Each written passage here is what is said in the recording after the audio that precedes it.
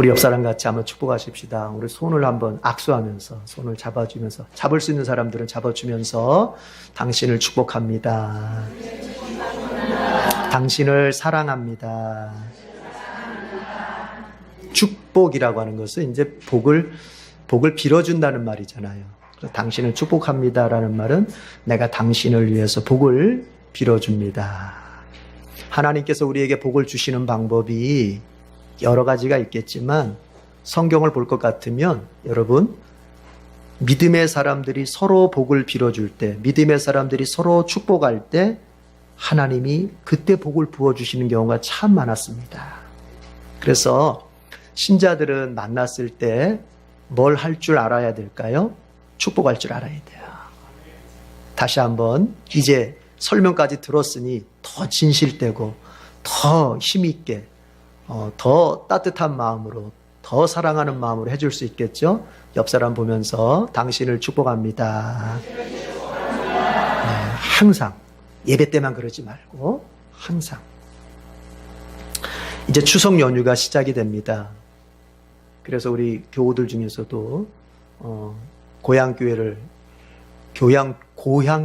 방문하신 분들도 있고 지금 타지에서 우리 교회로 오신 분들도 있을 텐데 추석 연휴 동안 여러분에게 하나님께서 기쁨의 선물을 가득 주시기를 축복합니다. 우리가 이렇게 명절이 있듯이 추석 명절은 여러분 어때요? 추수를 기뻐하고 추수를 감사하는 그런 절기잖아요. 그러니까 이스라엘에도 이런 추수의 명절이 있어요. 추수의 명절. 근데 우리는 추석 한 번만 이렇게 얘기하지만 이스라엘은 추석이 어떻게 보면 두 번 있다고 볼 수 있어요. 두 번. 그래서 오늘 본문에 보면은 이제 9절에 보면은 77절 얘기가 나오고 13절에 보면은 초막절 얘기가 나오는데 두 개 다가 추수감사에 관련된 거예요. 그러면 77절은 어떤 추수감사냐면은 제일 첫 번째 거두어 드리는 추수예요. 이때는 주로 이스라엘 같은 경우는 밀이나 보리 같은 것을 추수하게 됩니다. 그러니까 곡식류를 추수하게 되는 거예요. 그래서 하나님 앞에 감사하는 거. 이게 이스라엘의 추수의 시작입니다. 그리고 초막절은 이제 연말에 추수를 하는데 이때는 주로 어떤 류를 추수하게 되냐면 열매, 나무의 열매, 포도, 올리브, 감남류, 이런 열매들을 갖다가 추수하는. 그래서 77절은 곡식류를 갖다가 추수한다면 초막절은 과목, 열매 맺는 나무에 그 열매를 추수하는 그런, 어쨌든 둘 다는 뭐냐? 추수 감사의 절기다. 우리의 추석과 같은 그런 절기다 볼 수 있습니다. 그 본문을 가지고 오늘 좀 설교를 좀 하려고 합니다. 여러분, 하나님께서 이 말씀을 들을 때 여러분이 추석을 어떻게 보냈으면 좋을지를 한번 생각해 봐야 돼요. 추석을 어떻게 보냈지? 여러분, 믿지 않는 사람들이 명절을 어떻게 보내던가요? 여러분이 본 게 있고 여러분이 경험한 게 있을 겁니다. 저도 이렇게 지난 세월을 가만히 되짚어 보면 믿지 않는 친척들이나 믿지 않는 이웃들의 명절 지킴을 가만히 보면은 믿는 사람들하고는 많이 달라요. 분위기가 다르고 초점이 다르고 벌써 대화 나누는 내용들이 다 달라요.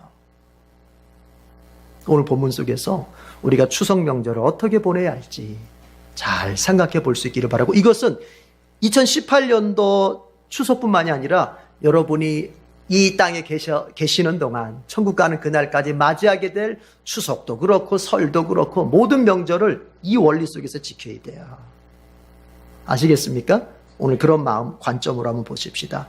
먼저 어떻게 지켜야 할까? 여러분 보십시다. 11절 다 같이 읽어보겠습니다. 11절 다 같이 시작. 당신들은 주 당신들의 하나님이 그의 이름을 두려고 택하신 그곳에서 당신들과 당신들의 아들과 딸과 남종과 여종과 성 안에서 같이 사는 레위 사람과 떠돌이와 고아와 과부까지도 함께 주 당신들의 하나님 앞에서 즐거워해야 합니다. 하나 더 읽습니다. 16절 다 같이 시작. 모든 남자는 한 해에 3번 무교절과 칠칠절과 초막절에 주 당신들의 하나님이 택하신 곳으로 가서 주님을 배워야 합니다. 그러나 빈손으로 주님을 뵈러 가서는 안 됩니다. 오늘 본문 속에서 11절에서 이렇게 말합니다. 하나님 앞에서 즐거워해야 된다. 여러분, 즐거워해야 돼요. 먼저 추석은 즐거워해야 돼요. 여러분의 추석이 즐겁기를 바랍니다. 더 나아가서 여러분의 인생과 여러분의 가정이 즐겁기를 바랍니다. 그런데 즐겁습니까? 옆에 사람 물어보십시다. 지금 즐겁습니까? 물어보세요.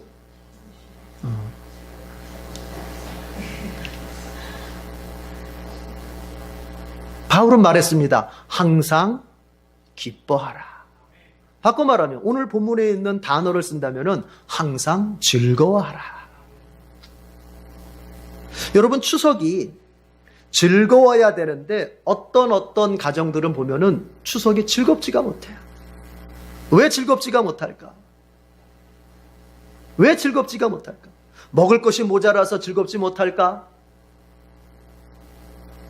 이것저것 없어서 즐겁지 못할까? 아니요. 예전보다는 먹을 것도 풍성해졌고 예전보다 많은 조건들이 좋아졌습니다.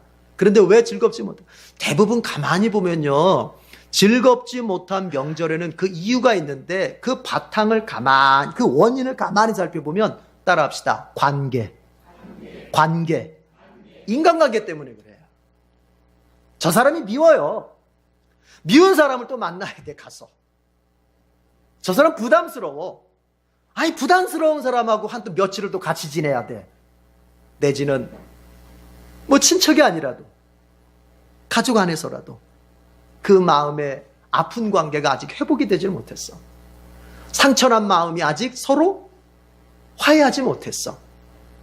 여러분, 관계 때문에 즐거워야 될 추석이 즐겁지가 못해요. 서로가 서로에게 내뱉는 말 때문에 즐거워야 될 추석이 즐겁지 못해요.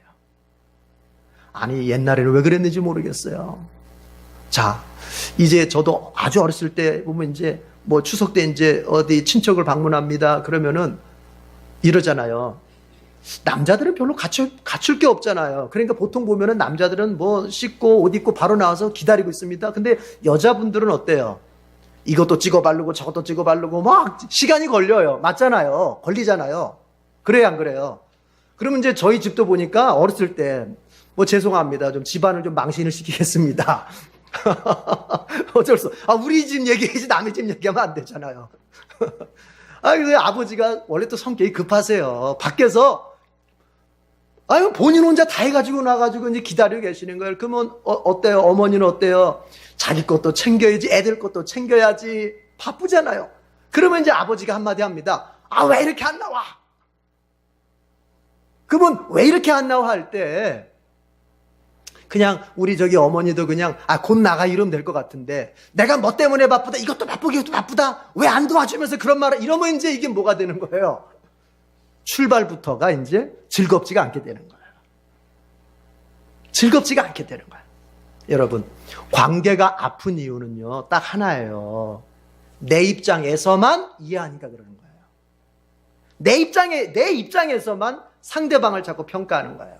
남편의 입장에서만 별로 할 게 없는 것 같은 남편의 입장에서만 아내를 이해하니까 저 사람은 왜 이렇게 꿈을 대? 항상 꿈을 대? 그러면서 이제 어떻습니까? 오늘 얘기뿐만 아니라 옛날 고려적 얘기까지 다 하게 됩니다.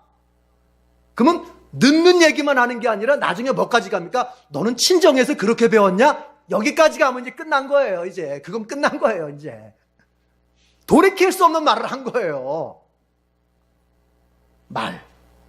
관계. 이거를 조심하는 방법은 딱 하나예요. 뭐냐면 여러분, 조금 어려운 말 써볼게요. 역지사지. 입장을 바꾸는 거예요. 그 사람이 늦을 때는 늦을 만한 이유가 있을 거예요. 나하고는 다른 상황이 있을 거예요. 그렇죠? 그걸 이해를 할 수 있어야 돼요. 상대방을 이해하면서 말하고 상대방을 이해하면서 나의 것을 주장할 수 있어야 돼요. 여러분, 성경이 말하는 죄의 핵심 중에 하나가 뭔지 아세요? 이기심이에요. 이기심. 나밖에 모르는 거예요. 나밖에. 그런데 이기심이 가장 드러나기 쉬운, 죄 같지 않고 가장 쉽게 드러나기 쉬운 게 뭔지 아세요? 말이에요, 말. 말로 이기심을 표현하는 것은 죄 같지도 않고 이것은 너무나 쉽게 쓸 수 있는 거예요. 그래서 성경이 역설적으로 이렇게 말하는 겁니다. 말 조심해라 그러는 거예요. 왜? 우리는 말을 이렇게 하느냐 저렇게 하느냐에 대해서는 전혀 어떤 책임감이 없어요. 말을 이렇게 해야 될까 저렇게 해야 될까에 대한 책임감이 없어요. 그냥 내 성질대로, 그냥 내 욕심대로, 그냥 내가 상대방을 판단한 대로 내뱉어요. 그러면은 관계가 아파지는 거예요. 말을 하기 전에 뭘 생각해요? 관계를 생각해요. 그 관계란 어떤 관계예요? 상대방의 입장을 먼저. 여러분의 추석이 즐겁기를 축복합니다. 여러분의 추석이 기쁘기를 정말 축복합니다. 그러기 위해서 뭘 조심해야 된다? 말을 조심해야 된다. 그러려면 어떻게 해야 된다? 상대방의 입장을 내가 이해해주면서 말할 수 있어야 된다. 아시겠죠? 그러면 이번 추석 즐겁습니다. 먹을 게 별로 없어도 즐겁습니다. 여러분, 잠언서가 우리에게 조언해 주는 게 있어요. 성경 말씀 잠언서에서 마른 떡밖에 없으면서 마른 떡밖에 먹을 게 없어. 그런데 화목한 것이 육선, 고기가 가득하면서 싸우는 것보다 훨씬 낫다. 어쩌면 이번 추석에 어떤 사람들에게는, 어떤 가정에는 요즘 경제가 어렵지 않습니까? 그러죠? 어려워요. 그래서 어찌 보면 그 상은, 차린상이라고 하는 것은 초라할 수도 있을 것입니다. 그렇더라도 가족 모두가 둘러앉아서 하나님께 영광을 돌리고 가족 한 사람 한 사람에게 복을 빌어주고 그 가족 한 사람 한 사람의 마음을 어루만져 줄 때 그냥 상다리가 부러지도록 쌓아놓고 그냥 그거 먹으면서 싸우는 집보다 훨씬 즐겁고 행복한 추석이 될 것입니다. 관계에 초점을 맞추세요. 관계의 회복에 초점을 맞춰요. 관계의 즐거움에 초점을 맞춰요. 그리고 말의 조심성에 초점을 맞춰요. 그러면 추석은 즐겁게 됩니다. 또 한 가지는 뭐냐? 이렇게 말합니다. 11절 보니까 하나님 앞에서 즐거워해야 된다. 여러분, 즐겁게 지내긴 지내되 어디 앞에서? 하나님 앞에서. 자, 이제부터 여러분, 제가 성경을 볼 때 한 가지 제가 여러분에게 이런 정보를 드릴 테니까, 이 성경에 보면 하나님 앞에서 이런 말은요, 원어로 볼 때는 어떤 뜻이 있냐면은 하나님의 얼굴 앞에서예요. 하나님의 얼굴 앞에서. 그러니까 무슨 얘기예요? 하나님이 보고 있는 앞에서 즐거워해야 돼요. 여러분, 추석 즐거워야 됩니다만 그 즐거움이 죄를 통한 즐거움, 신자로서 하지 말아야 될 것을 통해서 즐거워하고, 신자가 가지 말아야 될 것을 통해서 즐거워하고, 신자가 먹지 말아야 될 걸 통해서 즐거워하고, 신자가 즐기지 말아야 될 걸 통해서 즐거워하는 그 즐거움은 진짜 즐거움이 아닌 거예요.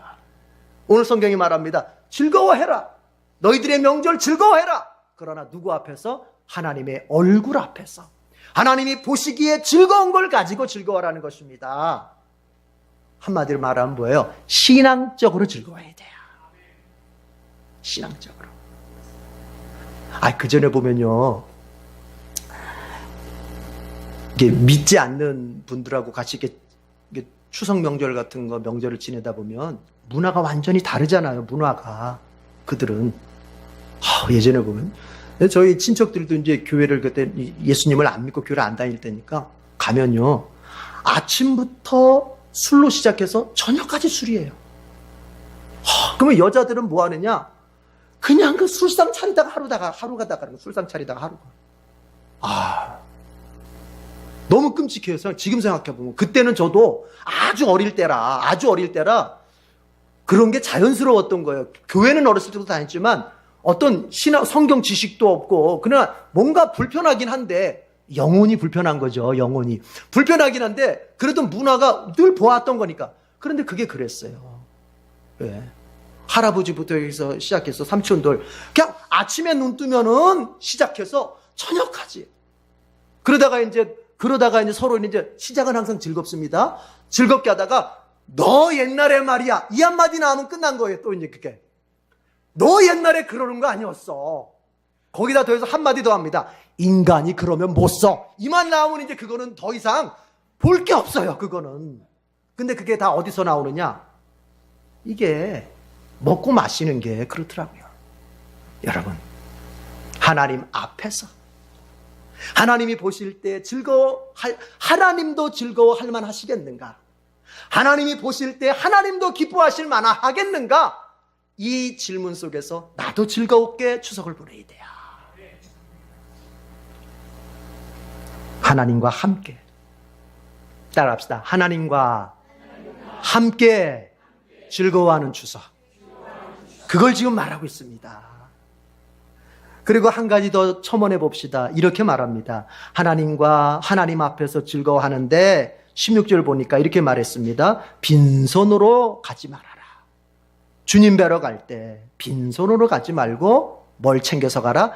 예물을 챙겨서 가져가라. 여러분, 우리가 하나님의 이 절기, 이스라엘 백성들의 절기는 어떤 거냐면은 이제 그들이 모여서 제사, 하나님 앞에 예배를 드리는 때거든요. 그들의 절기 지키는 방법은 하나님께 모여서 예배를 드렸어요. 그러니까 우리 잊지 말 것은, 여러분, 제가 주보 가정 예배란에다가 이 본문과 이 내용을 그대로 올렸어요. 오늘 설교한 본문, 설교한 내용을 거기다 실었어요. 여러분, 추석 뭐부터 시작해야 되겠어요? 뭐로부터 시작해야겠어요? 그렇다고 주보를 다 지금 볼 건 아니잖아요. 집에 가서 보셔야지. 지금은 제 얘기를 집중하시고. 여러분, 추석 뭐로부터 시작해야 되겠어요? 예배로부터 시작하는 거예요. 가족들이 다 둘러앉아 모여서 성경을 펴고 찬송을 부르면서 이제 하나님 앞에 예배를 드리면서 추석을 시작해야 돼요. 그게 하나님 앞에서 즐거워하는 것의 첫 단추예요. 예배를 드리면서. 그리고 하나님 앞에 그 예배를 드릴 때 빈손으로 가지 말고 예물을 가져와라. 자, 여러분, 우리가 오해하면 안 됩니다. 헌금, 이게 뭘까요? 세상의 사람들, 믿음이 없는, 하나님을 모르는 사람들의 눈으로 볼 때는 헌금이라고 하는 건 뭐예요? 도네이션이에요. 도네이션. 기부하는 거예요. 기부. 여러분, 헌금은 교회에다가 기부하는 게 아니에요. 내가 너보다 잘났으니까 너 좀 못난 사람한테 이렇게 주는, 기부하는 게 아니에요. 주님이 말씀하셨습니다. 내가 먹을 것이 없느냐? 내가 마실 것이 없느냐? 내가 은이 없느냐? 금이 없느냐? 주님이 학개서에서 뭐라고 말씀하십니까? 은도 내 것이요 금도 내 것이다. 온 천하가 바로 내 것이다. 하나님이 가난해서 기부 좀 해라, 이게 아니에요. 여러분, 헌금은 따라합시다. 믿음의 시각화. 자, 믿음이 눈에 보여요, 안 보여요? 우리의 마음속에 있는 믿음이 눈에 보여요, 안 보여요? 안 보여요. 그런데 우리는 이럴 필요가 있어요. 그 믿음을 시각화, 눈에 보일 수 있는 것으로 드러낼 줄 알아야 돼요. 야고보서가 말합니다. 행함이 없는 믿음은 죽은 믿음이다. 이게 바로 그 뜻이에요. 행함이라고 하는 건 다른 게 아니에요. 행함으로 우리가 구원을 받는다는 말이 아니에요. 우리가 선한 행동을 해서 예수의 피가 없어도, 예수의 십자가 속죄가 없어도 우리의 행함이 있으면 구원받는, 이런 말이 아닙니다. 야고보의 얘기는 뭐냐? 믿음을 시각화하라는 얘기예요. 네가 예수를 믿고, 네가 예수 십자가의 피를 믿고 예수의 은혜를 믿는 믿음이 네 안에 있다. 그거 인정한다. 자, 그런데 이제 한번 그 믿음을 볼 수 있도록, 시각적으로 볼 수 있도록 한번 드러내보라는 것입니다. 그거를 행함, 이렇게 표현하는 거예요. 그런 것처럼 예물이라고 하는 거, 헌금이라고 하는 것도 뭐다? 보여지는 믿음이에요. 시각화된 믿음이에요. 자, 내 안에 하나님을 믿는 믿음이 있습니다. 하나님이 나를 사랑하신다고 하는, 하나님의 사랑에 대한 믿음이 있습니다. 하나님의 구원에 대한 믿음이 있습니다. 하나님이 날 평생 책임져 주실 것에 대한 믿음이 있습니다. 하나님께서 내 인생 마지막 날까지 붙잡아 주시고 인도해 주실 것에 대한 믿음이 있습니다. 있습니까? 있습니까? 있습니까? 그러면 그 믿음을 보여주십시오. 믿음을 시각화하십시오. 그래서 성경이 예물을 말하는 거예요. 그걸로 여러분 예물이 잘못하면은 뇌물이 될 수 있어요. 자, 하나님 뒷주머니에다 넣어주면서 하나님 잘 좀 봐주세요. 내가 좀 이번에 좀 이중장부 좀 쓰면서 사업을 할 텐데 잘 좀 봐주세요. 제가 이번에 좀 나쁜 사람, 그 사람이 나쁘지만 돈 벌려면 어쩔 수 없어요. 제가 그 사람하고 좀 이렇게 좀 타협을 좀 해야 되니까 하나님 이거 받으시고 눈 한번 질끈 감아주세요. 잘못하면 뇌물이 될 수 있어요. 예물은 뇌물이 아닙니다. 예물은 하나님께서 저를 사랑하신다는 걸 제가 믿어요. 하나님이 제 생의 마지막 날까지 책임져 주시고 공급하시고 먹여주시고 입혀주시고 살게 해주실 걸 제가 믿어요. 그것을 내가 주님 앞에 보여주는 믿음으로 바치는 게 바로 예물이에요. 성경은 그렇게 보라는 것입니다. 사랑하는 성도 여러분, 이제 추석 하나님과 함께 즐거워야 됩니다. 아시겠습니까? 예배를 드리면서 시작하십시오. 그리고 하나님 앞에 예물도 드리십시오.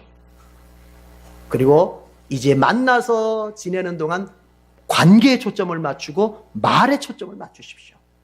여러분의 추석은 즐거워질 것입니다. 아울러 이렇게 말합니다. 하나님과 함께 즐거워할 뿐만이 아니라 이제 따라합시다. 이웃과 함께 즐거워하라. 11절 우리 아까 읽었는데 이렇게 돼 있습니다. 당신들과 당신들의 아들과 딸과 남종과 여종과 성 안에서 같이 사는 레위 사람과 떠돌이와 고아와 과부까지도 함께. 14절에서 똑같이 말하고 있어요. 14절에서도 똑같이 당신들의 아들과 딸과 남종과 여종과 성 안에서 같이 사는 레위 사람과 떠돌이와 고아와 과부까지도 함께 즐거워해야 된다. 누구와 함께 즐거워해요?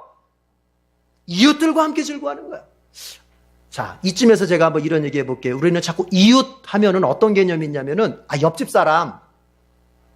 성경이 말하는 이웃은 옆집 사람을 말하는 게 아니에요. 나 외에는 다 이웃이에요. 이웃이 누구라고요? 나 외에는 다 이웃이에요. 내 아내도 나의 이웃이고, 내 남편도 나의 이웃이에요. 나의 부모도 나의 이웃입니다. 제가 702호인데, 701호 사람이 이웃이 아니라, 나 외에 다른 모든 사람이 이웃입니다. 추석은 하나님과 함께 즐거워해야 될 뿐만이 아니라 이웃과 함께 즐거워해야 돼요. 다른 사람들과 함께 즐거워해야 돼요. 그러기 위해서 필요한 게 뭡니까? 나눔이 있어야 돼요. 나눠줘야 돼요. 움켜쥐는 것은 그리스도인에게 어울리지 않는 모습입니다. 그리스도인의 손은 이렇게 움켜져 있는 손이 아닙니다. 그리스도인의 손은 이렇게 펴져 있는 손입니다. 나눠져 있는 손입니다. 우리 주님 말씀하셨습니다. 네가 가난하고 연약한 사람들에게 나눠줘봐라. 그러면 주님 뭐라고 약속하셨습니까? 누가복음에서 네가 눌러 넘치도록 너에게 부어주겠다 그랬어요. 내가 계속 눌렀어. 꼭꼭 눌렀어. 꼭꼭 더 눌러. 근데도 넘치도록 부어주시겠다는 거예요. 어떤 사람에게? 나눠주는 사람에게. 여러분 음식을 좀 했습니까? 나 혼자 먹지 말고 돼지같이 먹지 못하는 사람을 좀 생각해서 좀 나눠주고 어려운 사람들 좀 찾아가서 나눠주고 우리 교회 안에도 나는 전 하나 붙여서 먹을 수 있는 형편이지만 우리 교인들 안에도 전 하나 붙여서 먹지 못하는 형편의 사람이 있을 수 있어요. 그런 사람들을 찾아봐 줄 수 있는 그 마음, 그런 사람들을 한번 내가 되돌아볼 수 있는 그 마음, 그걸 말하는 거예요. 여러분 성경 보면 이렇게 되어 있습니다. 당신들의 아들과 딸, 남종과 여종, 그리고 레위인, 떠돌이, 고아, 과부 다 뭔지 아세요?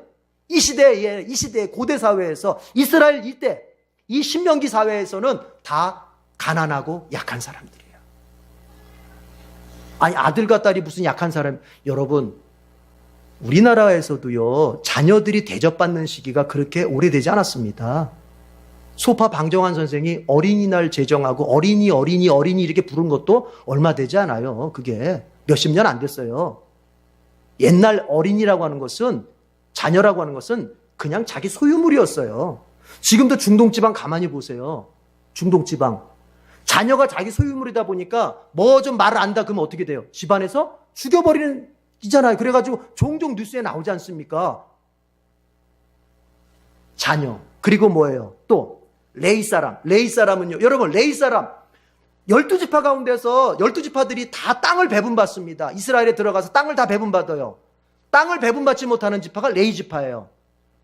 그리고 이렇게 말씀하세요. 하나님께서 레위지파야, 내가 너희들한테는 땅을 주지 않는다. 그 대신 내가 너희들의 기업이 될 것이다. 다른 지파들은 다 땅이 그들의 기업이었어요. 근데 레위지파는 뭐예요? 내가 너희들, 하나님이 기업에 대해주시겠다는 거예요. 이거는요, 여러분 잘 들어보세요. 말은 근사하잖아요. 아이, 더 좋겠다. 땅이 기업이 아니라 하나님이 기업이 되어주시겠다고? 말은 근사하잖아요. 근데 그게 실제적으로는, 현실적으로는 뭐예요? 다른 지파들이 줘야 먹고 산다는 소리예요. 다른 11개 지파가 돈을 줘야, 11조를 줘야 먹고 산다는 얘기예요. 말은 근사하지만 현실은 달라요. 그러니까 레위 사람은 주변에 있는 사람들이 챙겨줘야 먹을, 왜? 땅이 없어요, 이들에게. 왜? 성막에서 일하는 직업이다 보니까. 또 떠돌이, 이 떠돌이는 우리 개역개정 성경에 보면 이렇게 나왔죠. 나그네, 그렇게 나왔어요. 오늘날로 말하자면 뭐냐, 외국인 노동자들을 말하는 거예요. 외국인 노동자들. 외국인 노동자들이 을로 살아가지 않습니까? 그 사람들을 말하는 거예요. 그리고 고아와 가부는 잘 알지 않습니까? 당시의 고아와 가부는 여러분, 남자가 힘이 있던 시제, 고대 사회에서는 남자가 대표성을 띠기 때문에 그 남편이 없는 아내, 아버지가 없는 자녀는 자기의 권한을 어떤 것도 행사할 수가 없어요. 그런데 어떻게 알아? 바로 그 고아와 가부까지도 함께 즐거워할 수 있도록 해야 된다. 여러분, 이게 무슨 얘기예요? 나의 추석이 우리 가정만 즐거워서는 안 돼요. 뭐예요? 약한 이웃도 즐거울 수 있어야 돼요. 좀 돌아봐 줍시다. 좀 돌아봐 주세요. 교회 안에서, 또 교회 밖에서, 여러분의 지역에서 돌아봐 주세요. 그래서 내가 가진 것이 3개 정도 되면 하나는 좀 나눠주세요. 그리스도인의 손은 움켜진 손이 아니라 펴진 손이다. 우리 세상 떠날 때 다 어떻게 떠나야 돼요? 손 펴고 떠나야 돼요. 알렉산더 대왕이 죽을 때 그랬다지 않습니까? 내가 죽을 때 관의 양쪽에 구멍을 뚫어라. 왜요? 구멍 뚫어서 내 손이 밖으로 나오게 만들어라. 왜요? 그때 내 손이 펴져 있는 걸 볼 것이다. 그걸 통해서 뭘 교훈하는 거예요? 갈 때는 아무것도 가져가는 게 없다. 아무리 세계를 정복한 알렉산더 대왕이더라도 갈 때는 어떻게 간다? 빈손으로 간다. 여러분, 그런데 우리가 육신으로는 빈손으로 가지만 우리가 이 땅에서 저 천국 속에 쌓아둘 수 있는 길이 있습니다. 우리가 저 천국 속에 쌓아둘 수 있는 길이 있어요. 그게 뭔지 아세요? 나눠주는 거예요. 섬겨주는 거예요. 내가 나를 위해서 쓰는 것은 그거로서 끝나지만 내가 하나님을 위해서 쓰고 이웃을 위해서 쓰는 것은 저 천국에 저 천국 장부에 다 기록이 됩니다. 다 기록이 됩니다. 예수님께서 어느 정도까지 기록하시겠다고 말씀하셨습니까? 네가 내 지체 중에 아주 작은 사람한테 뭐 한 그릇 준 것까지, 냉수 한 그릇 준 것까지 내가 다 기억할 것이다. 그건 하나님 주님께서 냉수 한 그릇까지, 냉수 한 그릇 퍼준 것까지 어떻게 하시겠다는 거 다 기록해내겠다는 거예요. 장부에다. 여러분, 이 땅에 쌓아놓으면요 좀이 들고 썩습니다. 천국에다 쌓아두십시오. 그 길이 뭔지 아세요? 하나님께 드리고 이웃을 위해 쓰는 거예요. 목사님, 저 가난한데요? 가난하더라도 더 가난한 사람이 있잖아요. 더 어려운 사람이 있잖아요. 이걸 아셔야 돼요. 우리가 저쪽 아메리카 쪽을 보면 북미가 있고 남미가 있잖아요. 북미는 미국, 캐나다 이런 쪽, 남미는 뭐 아르헨티나, 브라질 이런 쪽이잖아요.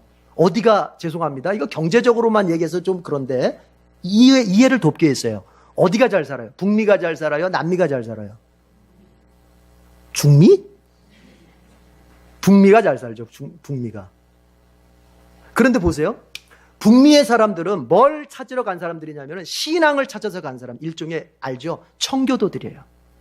너무 신앙이 핍박당하니까 내가 신앙생활을 자유롭게 하겠다고 모든 기득권을, 변호사직, 검사직, 모든 기득권을 내려놓고 영국에서 유럽에서 출발해서 찾아간 곳이 바로 미국, 북미 사람들.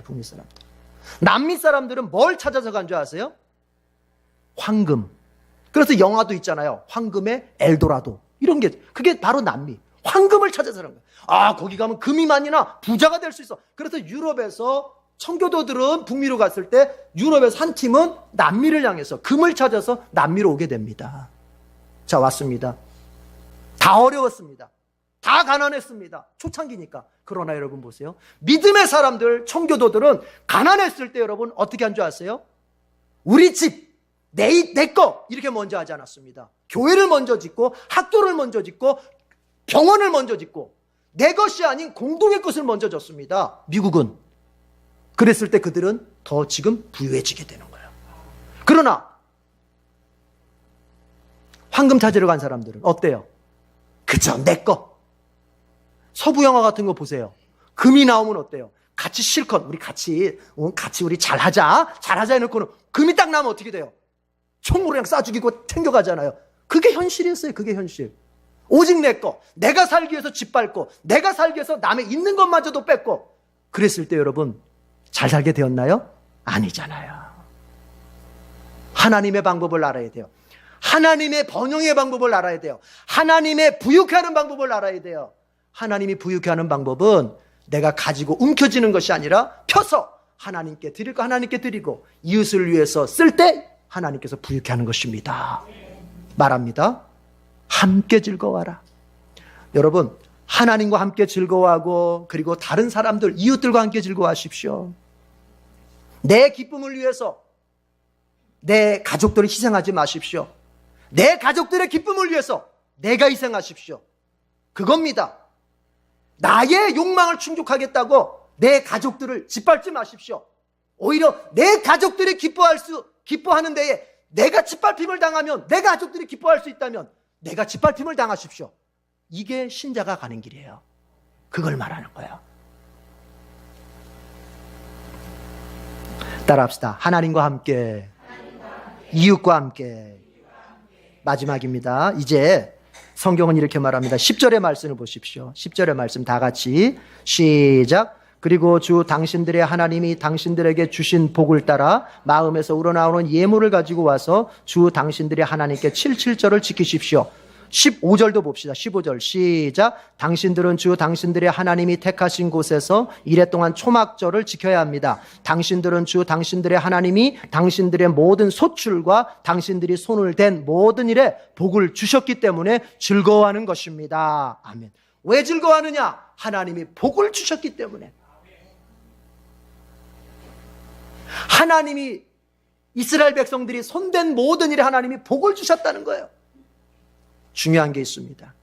이 말씀에 전제가 있어요. 이 말씀의 전제 뭐냐? 하나님은 이미 복을 주셨다는 거예요. 복을 주실 것이다가 아닙니다. 복을 주셨다는 거예요. 10절 주신 복을 따라서, 이미 주신 복을 따라서, 그리고 15절 복을 주셨기 때문에, 과거입니다. 과거형입니다. 복을 주셨어요. 여러분, 사람은요, 내가 나에 대해서 정의한 만큼, 내가 나에 대해서 생각하는 만큼 삶을 살게 돼 있어요. 자, 그래서 내가 나를 어떻게 생각하느냐가 참 중요한데, 내가 나를 생각할 때, 나에 대해서 정의할 때, 그걸 정체성이라고 얘기하는데, 자아관이라고 얘기하는데, 나를 이야기할 때 중요한 게 있어요. 따라합시다. 나는 복을 받은 사람이다. 내가 복을 받은 사람이라고 하는 것에 대한 믿음이 있어야 돼요.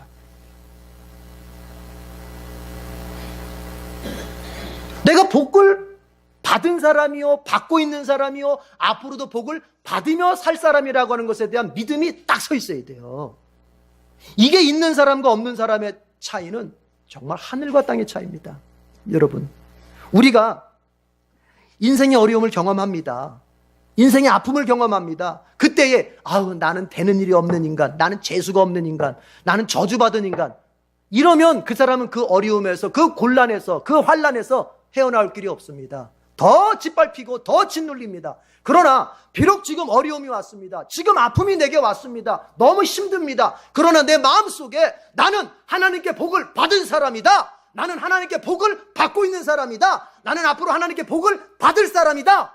이 믿음에 서면 그 환난을 내가 이기게 되는 거예요. 나를 어떻게 볼 거예요? 물론 복의 정도는 조금씩 다를 수 있어요. 어떤 사람은 눈에 보이게 복이 큰 복이 있는 사람도 있고, 어떤 사람에게는 정말 현실적으로 내게 복이 있나? 잘 모르겠네. 이런 사람도 있을 수 있어요. 그러나 오늘 성경은 분명히 말합니다. 이스라엘 백성, 그 200만이 넘는 백성들한테 하는 말입니다. 이미 하나님께서 너희들에게 복을 주셨다는 거예요. 이걸 아셔야 돼요. 히브리서에서 그런 말이 있습니다.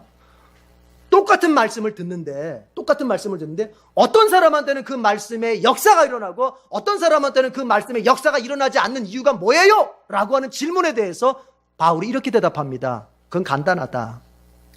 역사가 일어나지 않는 사람은 믿음을 더하지 않은 것이고, 역사가 일어나는 사람은 그 말씀에 대하여 믿음을 더했기 때문이다. 똑같은 말씀을 듣고 있습니다. 지금 여러분은 복을 받은 사람입니다라고 지금 말씀을 듣고 있습니다. 이것이 실제화되고 현실화되고 정말 내 삶 속에서 열매로 맺어지는 사람은 어떤 사람이냐? 아멘! 나는 믿습니다. 나는 그 말씀을 믿습니다. 나는 그 말씀을 붙잡겠습니다. 이런 사람이 역사가 일어나는 거예요. 때로는요, 하나님께서 복을 주시긴 주시는데 이렇게 주실 때가 있어요. 포장지가 복처럼 안 보이는 포장지를 쓰셔서 복을 주실 때가 있어요. 이런 얘기가 있습니다. 따라합시다. 고난은 복의 포장지다. 고난은 복의 포장지다. 하나님이 안에는 복인데 겉에는 고난이라고 하는 포장지를 싸서 내게 주셨다는 거예요. 그럼 우리는 어때요, 여러분? 자, 여러분 정직해 보세요. 이럴 때 있죠. 선물을 받았어. 근데 그 선물이 내가 기대했던 것도 아니고 별것도 아닌 것 같아. 그럼 어때요? 당장 풀러보게 돼요, 안 돼요? 다 경험이 있잖아요. 집에 지금 몇 개씩 수소박혀 있죠. 그렇잖아요. 그럼 어떻게 돼요? 안 풀러봐. 하나님께서 내게 고난을 주실 때가 있어요. 그러나 그 고난은 우리가 이렇게 받아들일 때, 고난은 복의 포장지지, 풀러봐야지. 그래서 그 고난을 내가 인내하고 참고 견디는 거, 이게 풀러보는 거거든요. 그러면 어때요? 하나님께서 복에, 이제 안에 들어있는 복이 현실로 오게끔 만들어요. 그러나 우리는 어때요? 고난이 오니까 그 선물을 풀러보지도 않아. 뭐 하나님 날 사랑한다더니 주기는 뭐 이런 걸 이게 뭐 하나님 사랑하는 거야? 풀러보지도 않아. 그 안에는 황금이 들었는데 얼마나 어리석은 인생입니까? 여러분 기억하십시오. 지금도 어쩌면 저거 목사가 지금 심리적으로 괜히 지금 설득하는 거야. 그래요. 그렇게 믿든지 말든지 나는 하나님의 말씀만 전하렵니다. 하나님께서 여러분의 복을 주셨습니다. 오늘 이 말씀을 믿고 인생 나아가서 복받은 사람답게 얼굴에 웃고 말에 힘을 갖고 마음에 힘을 갖고 견디며 살면 기적은 일어납니다. 주님 말씀하십니다. 한마디만 더 합니다. 요한복음 2장에서 물로 포도주를 만들 때 물을 떠주면서 예수님 뭐라고 말씀하십니까? 가서 보여줘라. 아직도 물입니다. 아직도 물입니다. 포도주 안 됐습니다. 가서 보여주라는 거, 연회장한테. 이제 그 종들이 물을 가져가서 보여줄 때 그것이 포도주로 바뀌었습니다. 아직 말씀 들었습니다. 나는 복받은 사람이라는 말씀을 들었습니다. 그럼 이제 어떻게 합니까? 내가 믿고 세상 나아가서 나는 복받은 사람이라는 것을 밀어붙이면서 살면 반드시 하나님이 기적을 일으키십니다. 즐거운 추석 되기를 바랍니다. 기도하겠습니다. 하나님 아버지, 우리에게 정말 온 가족이 모여, 온 친족들이 모여 즐겁게 서로 교제하고 서로 사랑을 나누고 섬김을 나눌 수 있는 기회를 주셔서 감사합니다. 하나님 원합니다. 우리의 추석 명절이 즐겁기를 원합니다. 혹시나 다툼이 있거나 갈등이 있거나 아픔이 있지 않고 즐거움으로 시작하여 즐거움으로 진행되고 즐거움으로 마무리되는 그런 추석 되기를 원합니다. 주님, 예배로 시작하기를 원합니다. 하나님과 함께하며 즐거워하기를 원합니다. 그리고 나보다 약한 자들을 돌아보는 그들과 함께하는 즐거움이 있기를 원합니다. 주님 또 원합니다. 내가 이미 올해 내내 복을 받은 사람임을 고백하며 추석을 보내길 원합니다. 하나님, 이렇게 하여서 우리의 추석을 통해 영광을 받으시고 영광 받으실 주님께서 우리 성도들 한 가정 한 가정마다 복되고 기쁜 추석 되도록 역사해 주옵소서. 예수님의 이름으로 기도드립니다. 아멘.